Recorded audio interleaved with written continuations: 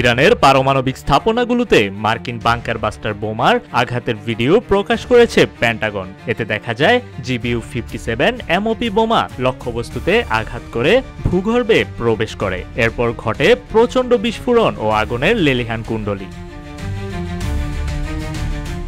পেন্টাগনের joint chief of স্টাফের chairman lieutenant general Dan Caine জানান, এই বোমাগুলো বিস্ফোরণের পরও ভূপৃষ্ঠে তেমন কোনো চিহ্ন রেখে যায় না, কারণ এগুলো মাটির অনেক গভীরে বিস্ফোরিত হয়। ফোর্দো ইউরেনিয়াম স্থাপনায় প্রতিটি ভ্যান্টে 6টি করে বোমা নিক্ষেপ করা হয়েছিল।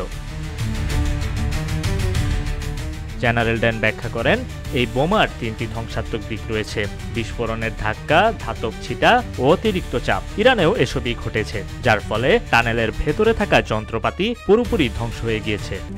RICL TMX, যুগের পর যুগ স্থাপনা থাকে মজবুত। আক্রমণে অংশ নেয়া এক মার্কিন পাইলট জানান, এটি আমাদের দেখা সবচেয়ে উজ্জ্বল বিস্ফোরণ ছিল। মনে হচ্ছিল রাত যেন দিনে রূপ নিয়েছে। এমন বিস্ফোরণ আমরা আগে কখনো দেখিনি। এটি ছিল ভয়ানক। পেন্টাগনের এই ভিডিও প্রকাশ একদিকে যুক্তরাষ্ট্রের অস্ত্র ক্ষমতার প্রদর্শন, অন্যদিকে ইরানের পারমাণবিক কর্মসূচির বিরুদ্ধে কৌশলগত বার্তা। ভূগর্ভস্থ নিরাপদ ঘাঁটি ভেদে যে প্রযুক্তি এখন বাস্তব, তা এই হামলার মাধ্যমে বাস্তবতায় রূপ নিল।